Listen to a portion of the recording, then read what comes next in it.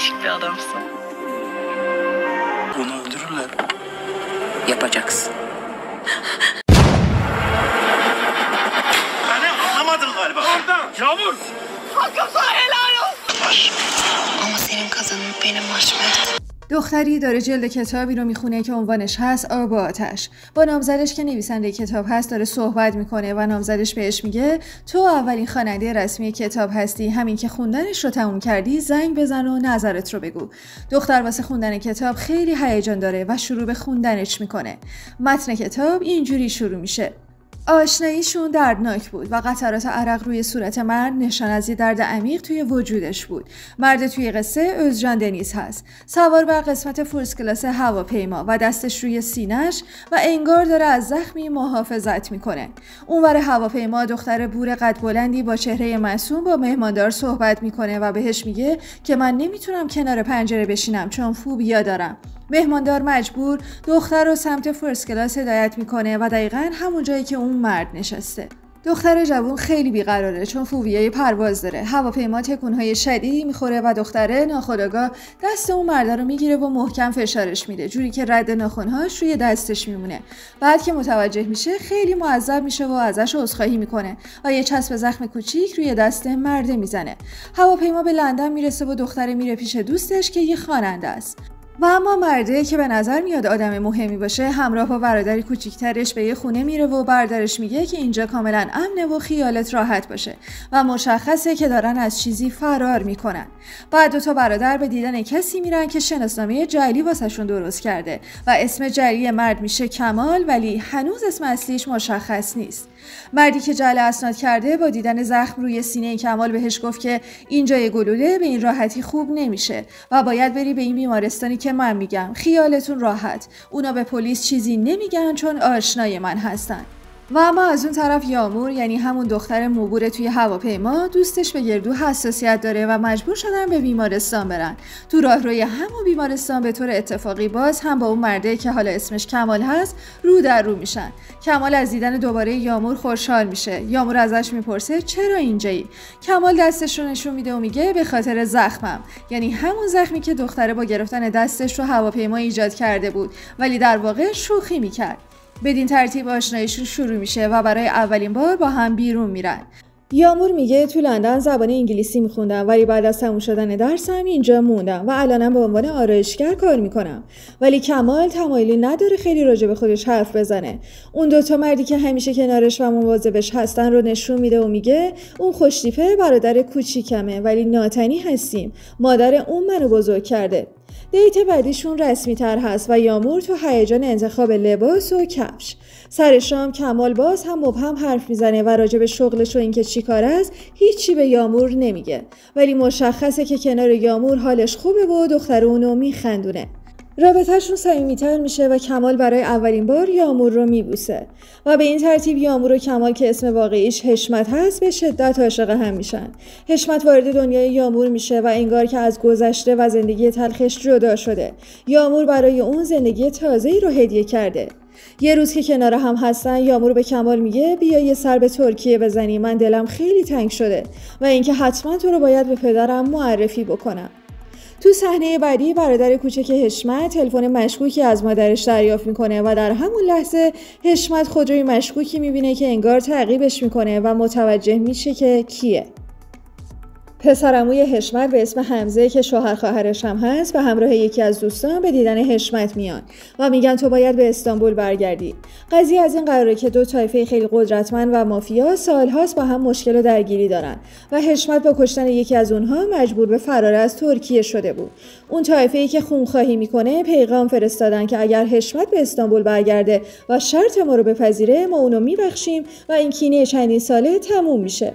ولی بعد ماجرا یامور از حشمت حامله شده و وقتی داره خبر حاملگیش رو به دوستش میده برادر حشمت میشنوه، ولی چون یامور رو دوست داره و نگرانش هست بهش میگه فعلا چیزی به حشمت نگو. ولی به حمزه یعنی پسرعموشون که یه جورایی کارچاخ کنه این ماجرای صلح بین دو طایفه هست اطلاع میده که دوست دختر حشمت حامل است. حمزه هم ماجرا رو به مادر حشمت میگه و مادرش به حمزه میگه کاری کن از دست دختره و بچهش خلاص بشیم. حالا یامور و حشمت 1 سال از زمان آشناییشون گذشته و برای سالگرد آشنایی به همون مکان برمیگردن. یامور ساعتی رو به حشمت هدیه میده که پشتش قاب عکسی هست با عکس خودشون. حشمت میگه کارها داره راست و ریست میشه، ولی اول من باید برم به استانبول و بعدش میام تو رو میبرم. یامور دلش میریزه از این حرف و نگران میشه، ولی میپذیره و به حشمت میگه لطفاً برگرد و وقتی برگردی واسه یه سورپرایز دارم و در واقع ماجرای بچه رو فعلا بهش نمیگه. از اون طرف حمزه با همکاری برادر کوچیک حشمت که اسم اصلیش تورهانه، یامور رو به بهانه الکی و واهی به جایی میبرن و تورهان بهش میگه میخوام سورپرایزت بکنم زن داداش. ولی وقتی یامور به اونجا میرسه، حمزه با لحن بسیار بدی به یامور میگه تو اصلا کسی که عاشق شدی رو واقعا میشناسی؟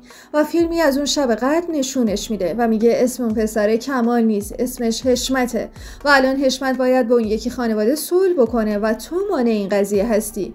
اون خانواده اگر از وجود تو و بچت مطلع بشن، هم تو و هم حشمت رو میکشن، پس باید بچت رو سخت بکنی. تو همون مکان یامور رو برای سخت بچه به اتاقی میبرن، ولی اون موفق میشه فرار بکنه و البته بعد از فرار تصادف میکنه. برادر کمال یعنی تورهان که کنار یامور هست و دلش براش میسوزه، به دروغ به حمزه میگه که یامور بچه رو انداخته و حمزه خیالش راحت میشه. این طرف حشمت که به استانبول برگشته، 2 طایفه جلسه تشکیل دادن که به توافق برسن و خانواده خونخواه به حشمت میگن باید با دختر کسی که اونو کشتی ازدواج بکنی تا این وصلت باعث از بین رفتن کینه ها بشه. البته برادر دختره همچنان کینه حشمت رو تو دلش داره و اون دختر که قرار حشمت باهاش ازدواج بکنه سالهاست پنهانی حشمت رو دوست داره و انگار که به آرزوش رسیده. حشمت از شنیدن این پیشنهاد بسیار پریشونه و داره به یامور و عشقشون فکر میکنه. به لندن برمیگرده تا یامور رو ببینه و جریانات رو براش توضیح بده، ولی یامور به سفارش برادر حشمت که بهش گفته اگر از حشمت جدا نشی اون رو میکشن، خودش رو از حشمت قایم میکنه و حتی وقتی حشمت میاد دنبالش تا اونو ببینه دوستش بهش اجازه نمیده. حشمت به خاطر اسلحه‌ای که تو دستش دیده شده از انگلیس دپورت میشه. یامور هم تو تنهایی خودش به شهرشون پیش پدرش برمیگرده. با گریه به پدرش میگه که از کسی حامله شده، ولی پدرش به خاطر بی‌آبرویی که واسهشون تو اون شهر کوچیک بار اومده به شدت عصبانی میشه و میگه اون بچه نوه من نیست و تا به دنیا اومدن بچه دیگه با دخترش حرف نمیزنه. صحنه به دنیا اومدن بچه بسیار زیبا و تاثیرگذاره. پدر یامور برای درداده سر مزار مادر یامور رفته. یامور هم همچنان سعی داره دل پدرش رو به دست بیاره. میره سراغ پدر و همونجا زیر باران شدیدی کنار مزار مادرش بچه یامور به دنیا میاد. این طرف داستان حشمت که مجبور به ازدواج با دختر کسی شده که اونو به قتل رسونده بود، زندگی سردی دارن و دختره که اسمش نوپلدا هست در آرزوی بچه دار شدنه و از قرار معلوم مشکلی هست و نمیتونن بچه دار بشن. حشمت هم هیچ احساسی نسبت به نوپلدا نداره. به حشمت خبر میرسه که یامور رو پیدا کردن. حشمت آدرسش رو میگیره و بعد از ماها به دیدنش میره. یامور با دیدن حشمت شوکه میشه و بهش میگه از اینجا برو، الان شوهرم برمیگرده، ولی در واقع هنوز ازدواج نکرده. و حشمت رفت و بدون اینکه از وجود بچه مطلع بشه. تو صحنه بعدی زن حشمت نوپلدا بهش میگه من میدونم زن دیگه ای رو دوست داری و وقتی داری منو میبوسی اونو تو ذهن تصور میکنی، ولی من به همین هم راضی هستم و فقط میخوام برات بچه‌ای به دنیا بیارم. ولی حشمت همچنان نسبت بهش بی‌تفاوته و باعث عصبانیت نوپلدا میشه و اون ساعتی که یامور هدیه داده بود رو میشکنه. حشمت همچنان درد عشق میکشه و هر جایی نشونه ای از یامور میبینه. 3 سال میگذره و پسر یامور بزرگ شده. دکتری که قبلا یامور بهش مراجعه میکرده و در واقع به یامور علاقه داره بهش میگه من برای کنفرانس به استانبول میرم، شما هم با من بیاید. اونها به اتفاق هم به استانبول میرن و دقیقاً تو همون هتلی که کنفرانس برگزار میشه حشمت و زنش هم قرار شام دارن. حشمت یامور و بچهش رو میبینه و با پرسجو از هتل متوجه میشه که دکتر همسر یامور نیست و میفهمه که اون بچه هم پسر خودشه. بعد از سالها با یامور رو در رو میشن و لحظه های عاشقانه و غمگینی رقم میزنن. پسر یامور که به یاد حشمت اسمش رو کمال گذاشته با حشمت ارتباط خوبی میگیره و انگار که یه جور حس پدر و پسری ناخواسته بینشون شکل میگیره. حشمت به یامور میگه دیگه نمیتونم شما دوتا رو دوباره از دست بدم و هر دوتاشون رو به یک مکان امن که فقط خودش آدرسش رو داره میفرسته و به یامور میگه میرم تا برای همیشه تکلیفم رو مشخص کنم و بعدش برگردم پیش تو و پسرم تا زندگی که لایقشم رو داشته باشم. از اون طرف اما برادر نوپلدا که همچنان کینه حشمت رو تو دلش داره توسط دوربین مداربسته هتل دیدار 2 نفره حشمت و یامور رو ضبط کرده و به نوپلدا نشون میده و بالاخره نوپلدا اون دختری که سالهاست تو قلب حشمت بوده رو میبینه. حمزه که اوضاع رو آشفته میبینه میخواد با دختری که پنهانی باهاش تو رابطه بوده فرار کنه، ولی زنش یعنی همون خواهر حشمت متوجه میشه و وقتی با هم درگیر میشن زنش از بلندی پرت میشه و حمزه بی تفاوت میذاره میره. ولی حشمت که حمزه رو برای این همه اتفاق مقصر میدونه و فهمیده که حمزه میخواسته بچه یامور رو از بین ببره و از طرفی به خاطر فرار حمزه و آسیبی که به خواهرش زده حمزه رو میکشه. به حشمت خبر میدن که خانواده نوپلدا برادرش تورهان رو گروگان گرفتن تا اون بیاد و تکلیفش رو با این قضایا مشخص بکنه. حشمت به عمارت اونها میره و با دیدن محافظهای اسلحه به دست متوجه میشه که دیگه راه فراری نیست. برادرش رو از اون مهلکه بیرون میفرسته و با نوپلدا صحبت میکنه. نوپلدا با گریه و التماس بهش میگه اون دختر رو ول کن و بچت رو بیار تا به زندگیمون ادامه بدیم. ولی حشمت که غرق در عشق یاموره بی توجه به گریه های نوپلدا بهش میگه آیا با مردن من این خونخواهی تموم میشه؟ و بعدش اسلحه‌ای که دست نوپلدا هست رو به سمت قلبش میگیره و شلیک میکنه. حشمت جون خودش رو فدای عشق زندگیش یعنی یامور و پسرش میکنه و به این ترتیب نوپلدا و یامور هر دوتاشون حشمت رو از دست میدن.